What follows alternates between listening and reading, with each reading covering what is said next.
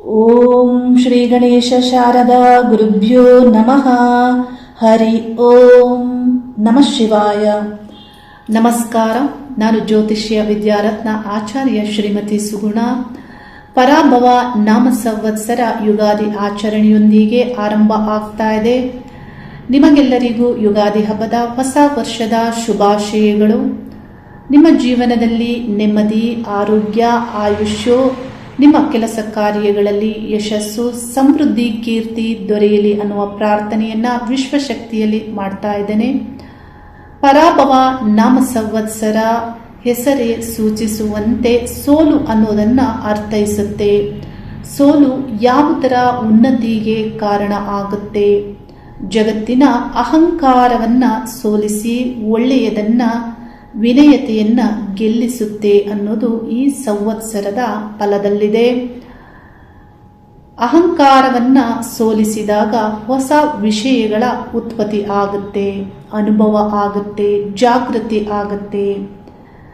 ಮನುಷ್ಯನ ಅಹಂಕಾರವನ್ನು ನಾಶ ಮಾಡಿ ಮಾನವರಲ್ಲಿ ವಿನಯತೆ ನಿರ್ಮಾಣ ಆಗಿ ಮಾನವರ ಮನಶುದ್ಧಿಯನ್ನ ಪ್ರೇರೇಪಿಸುವಂತಹ ವರ್ಷವೂ ಆಗಿದೆ.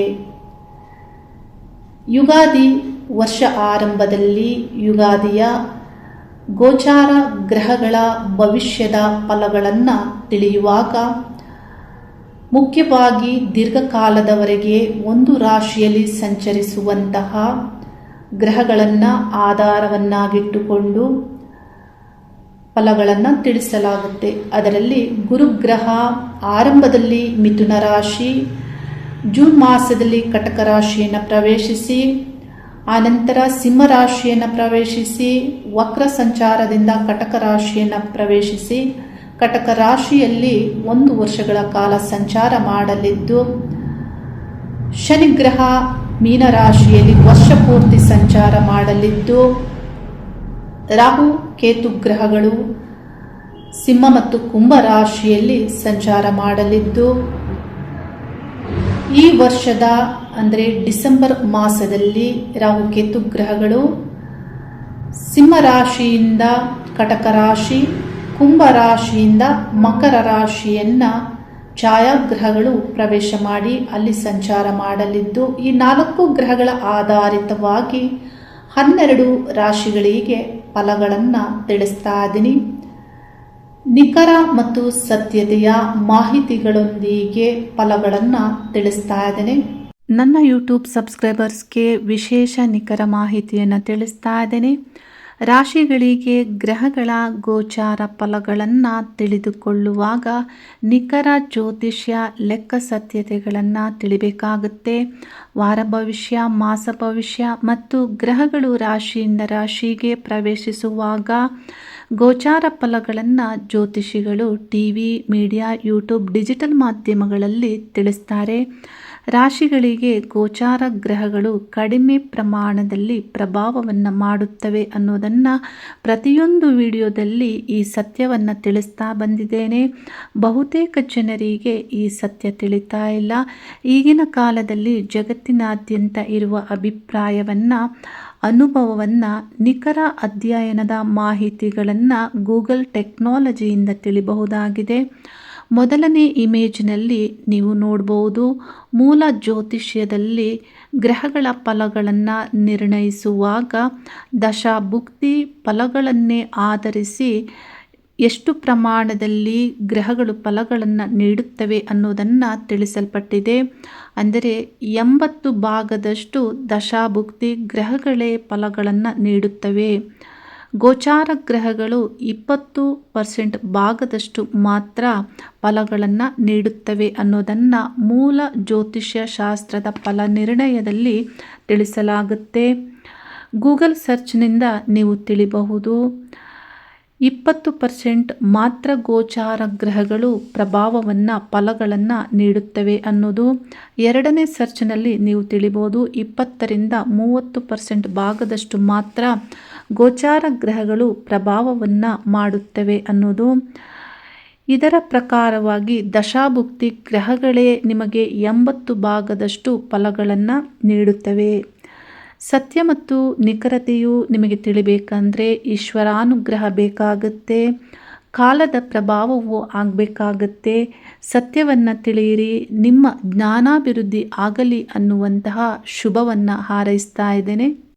ತುಲಾ ರಾಶಿಯವರಿಗೆ ಜನ್ಮ ರಾಶಿಯಿಂದ 9ನೇ ಸ್ಥಾನದಲ್ಲಿ ಗುರುಗ್ರಹ ಸಂಚಾರ ಈಗಾಗಲೇ ಆಗ್ತಾ ಇರೋದ್ರಿಂದ, ಗುರುಬಲ ಇರೋದ್ರಿಂದ ಗುರುಗ್ರಹ ತೃತೀಯ ಮತ್ತು ಷಷ್ಠ ಸ್ಥಾನಾಧಿಪತಿಯಾಗಿ 9ನೇ ಸ್ಥಾನದಿಂದ ನಿಮ್ಮ ಜನ್ಮ ರಾಶಿಯನ್ನ ಮತ್ತು ತೃತೀಯ ಸ್ಥಾನ ಪಂಚಮ ಸ್ಥಾನವನ್ನ ಗುರುಗ್ರಹ ವೀಕ್ಷಣೆ ಮಾಡೋದ್ರಿಂದ ನಿಮಗೆ ಯೋಗಕಾರಕ ಗ್ರಹಗಳ ದಶಾಕಾಲ ಭುಕ್ತಿಕಾಲವು ನಡೀತಾ ಇದ್ರೆ ಗುರುಗ್ರಹ ಶುಭ ಯೋಗದ ಫಲವನ್ನೇ ನೀಡ್ತಾರೆ.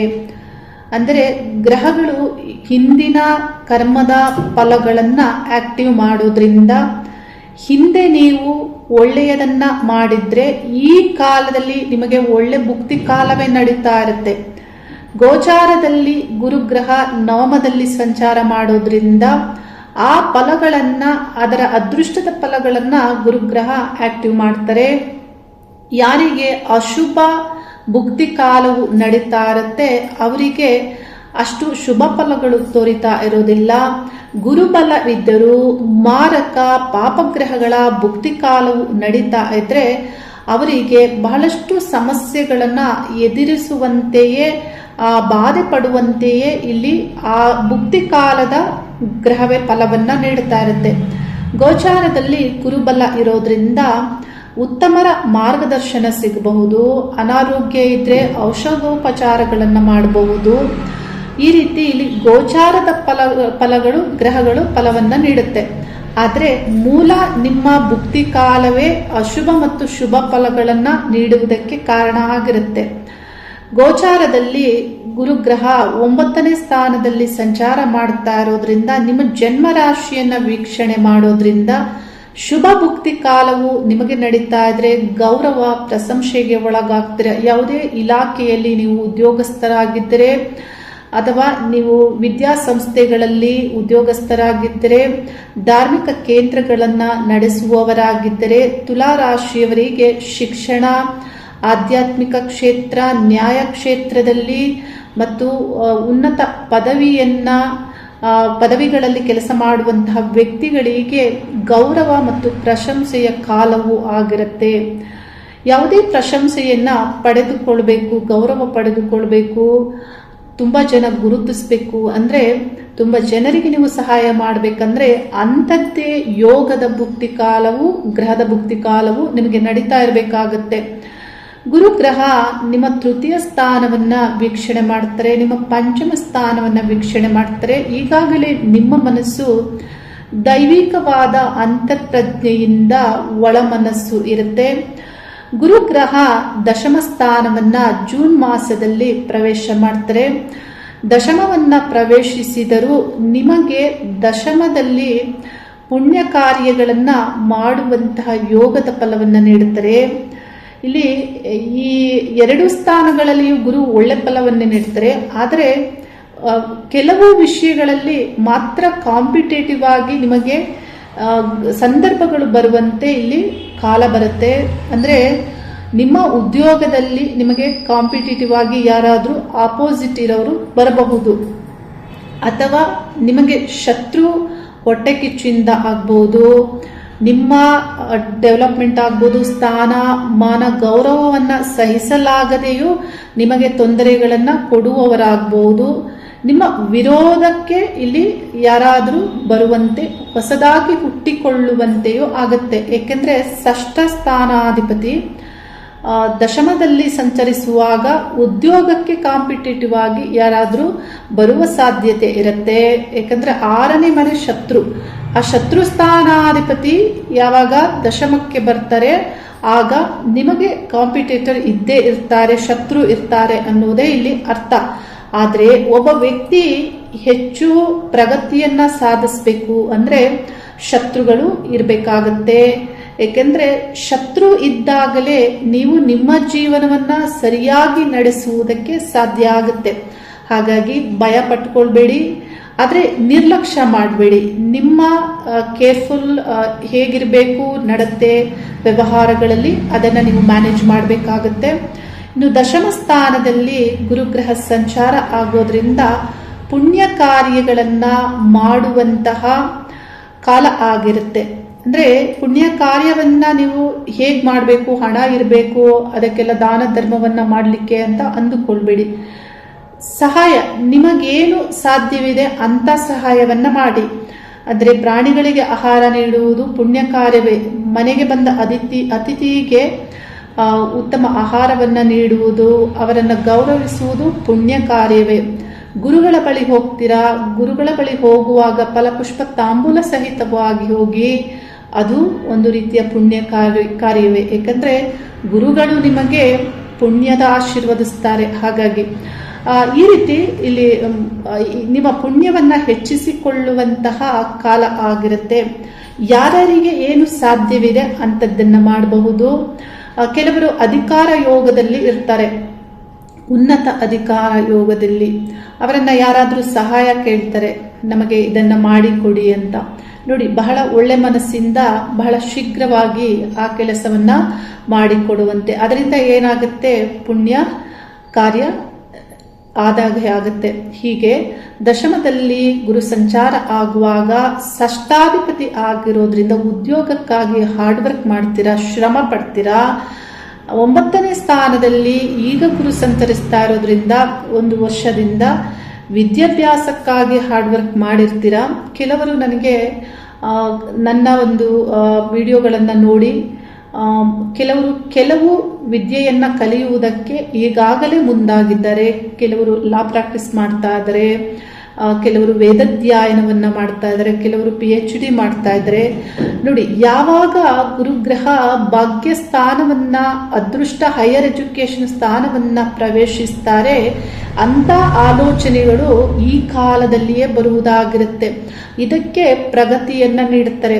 ಯಾವುದೇ ಒಂದು ಹೈಯರ್ ಎಜುಕೇಶನ್ ಅನ್ನ ಮಾಡಬೇಕಂದ್ರೆ ಗುರುಗ್ರಹ ಕಲಿಕಾಗ್ರಹ, ಆ ಕಲಿಕೆಯನ್ನ ಪೋಷಿಸ್ತಾರೆ. ಯಾವ ಸ್ಥಾನಾಧಿಪತಿ ಆದ್ರೇನು, ಶತ್ರು ಸ್ಥಾನಾಧಿಪತಿಯು ಆದ್ರೂ ಕಲಿಕಾಗ್ರಹ ನೀಡುವುದಲ್ಲದೆ ಬೇರೆ ಯಾವ ಒಂದು ಸ್ಥಾನಾಧಿಪತಿಗಳು ನೀಡ್ತಾರೆ.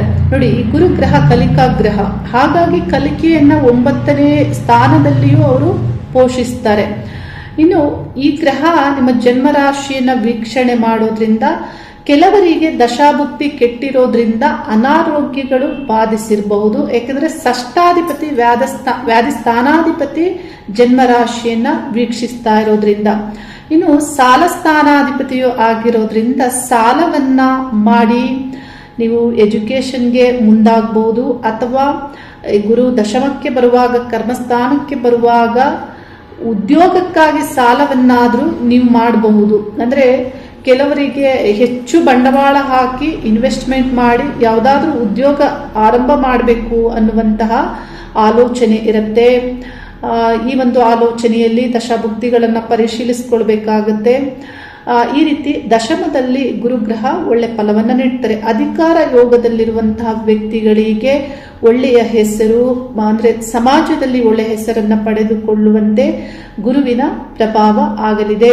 ಗುರುಗ್ರಹ 2ನೇ ಸ್ಥಾನವನ್ನ ವೀಕ್ಷಣೆ ಮಾಡ್ತಾರೆ. ದಶಮ ಕಟಕ ರಾಶಿ ಉಚ್ಚ ಸ್ಥಾನದಿಂದ ಧನಾಭಿವೃದ್ಧಿಗೆ ಅನುಕೂಲ ಆಗುತ್ತೆ. ಮತ್ತು 4ನೇ ಸ್ಥಾನವನ್ನ ವೀಕ್ಷಣೆ ಮಾಡ್ತಾರೆ. 4ನೇ ಸ್ಥಾನವನ್ನ ವೀಕ್ಷಿಸುವಾಗ 4ನೇ ಸ್ಥಾನವು ಮಕರ ರಾಶಿ ಆಗಿರೋದ್ರಿಂದ ಸ್ವಲ್ಪ ನೆಮ್ಮದಿಗೆ ಏನಾದರೂ ಅಶಾಂತಿ ಇದ್ದೇ ಇರುತ್ತೆ. ಮಕರ ರಾಶಿ ಗುರುವಿಗೆ ನೀಚ ಸ್ಥಾನವು ಆಗಿರೋದ್ರಿಂದ ಆ ಸ್ಥಾನವನ್ನ ಕೆಲವೇ ತಿಂಗಳುಗಳಲ್ಲಿ ರಾಹು ಪ್ರವೇಶವು ಮಾಡೋದ್ರಿಂದ ನಿಮ್ಮ ಮನೆಯ ವಾತಾವರಣದಲ್ಲಿ ನೆಮ್ಮದಿಗೆ ಕೊರತೆಗಳಾಗಬಹುದು.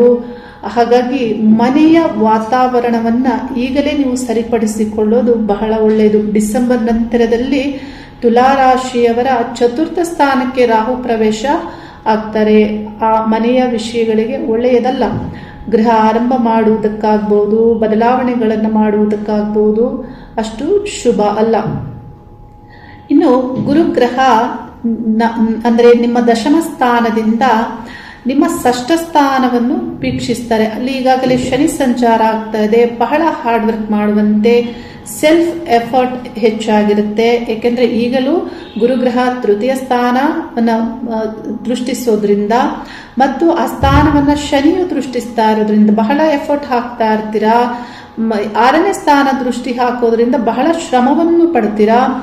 ಏನಾಗುತ್ತೆ, ಶ್ರಮ ಯಾವಾಗ ಇಲ್ಲಿ ಹೆಚ್ಚಾಗುತ್ತೆ ಆಗ ನಿಮಗೆ ಗೌರವ ಅನ್ನೋದು ಬರಲಿದೆ ಮತ್ತು ನೇಮ್ ಆಗ್ಬೋದು, ಹೆಸರು ಆಗ್ಬೋದು, ಎಲ್ಲವೂ ಹೆಚ್ಚಾಗುತ್ತೆ. 6ನೇ ಸ್ಥಾನದಲ್ಲಿ ಶನಿ ಸಂಚಾರ ಆಗ್ತಾ ಇರೋದ್ರಿಂದ ಹಾರ್ಡ್ ವರ್ಕ್ ಮಾಡ್ತೀರಾ, ಆದರೆ ವಿಶ್ರಾಂತಿ ಇಲ್ಲದೆ ಕೆಲಸ ಕಾರ್ಯಗಳನ್ನು ಮಾಡುವಂತೆ ಇಲ್ಲಿ ಶನಿ ಪ್ರಭಾವ ಆಗಲಿದೆ. ಶನಿಗ್ರಹ ನಿಮ್ಮ 8ನೇ ಸ್ಥಾನವನ್ನು ವೀಕ್ಷಣೆ ಮಾಡುತ್ತಾರೆ, ಆಯುವೃದ್ಧಿಯಾಗುತ್ತೆ.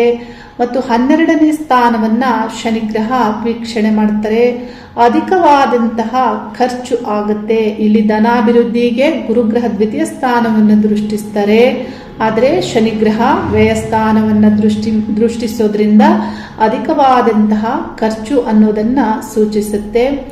ಇನ್ನು 11ನೇ ಸ್ಥಾನದಲ್ಲಿ ಕೇತು ಗ್ರಹದ ಸಂಚಾರ ಆಗ್ತಾ ಇರೋದ್ರಿಂದ ಇಷ್ಟಾರ್ಥವನ್ನ ಸಿದ್ಧಿಸಿಕೊಳ್ಳುವಂತಹ ಕಾಲ ಆಗಿರುತ್ತೆ.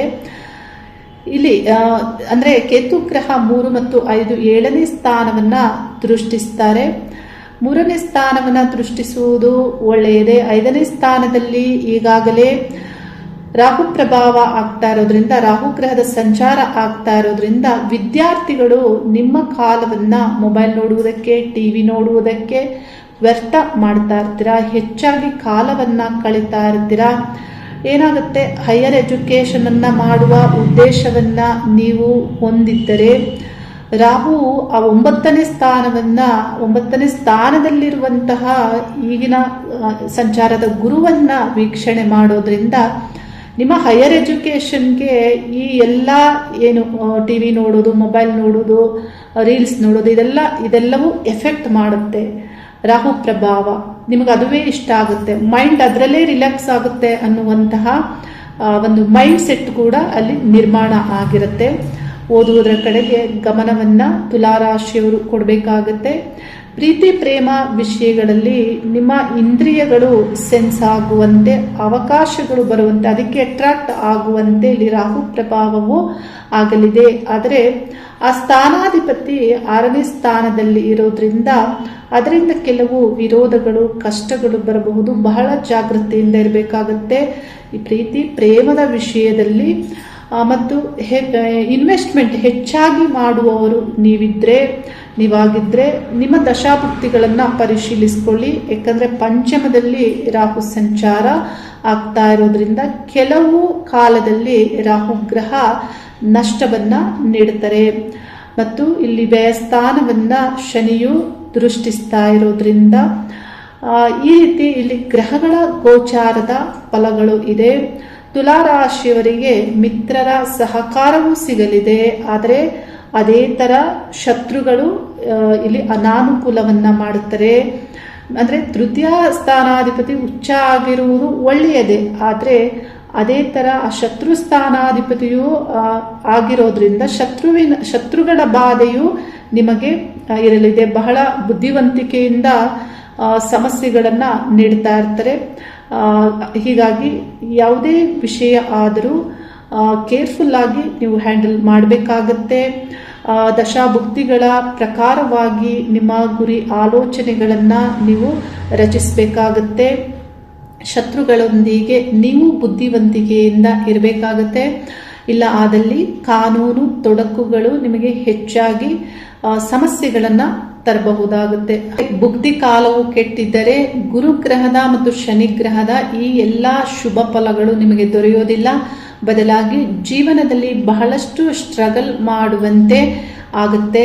ದಶಾಭುಕ್ತಿಗಳನ್ನ ಪರಿಶೀಲಿಸಿಕೊಳ್ಳಿ. ವಿಶ್ವಶಕ್ತಿಯಲ್ಲಿ ಪ್ರಾರ್ಥನೆ ಮಾಡ್ತೇನೆ, ನಿಮ್ಮೆಲ್ಲ ಆಲೋಚನೆಗಳು ಒಳ್ಳೆಯ ಮಾರ್ಗದಲ್ಲಿ ಇರುವಂತಹ ಶುಭ ಕರ್ಮಗಳು, ಇಷ್ಟಾರ್ಥಗಳು ಸಿದ್ಧಿಸಲಿ ಅನ್ನುವಂತಹ ಪ್ರಾರ್ಥನೆಯೊಂದಿಗೆ ಶುಭವಾಗಲಿ. ಹರಿ ಓಂ ನಮಃ ಶಿವಾಯ.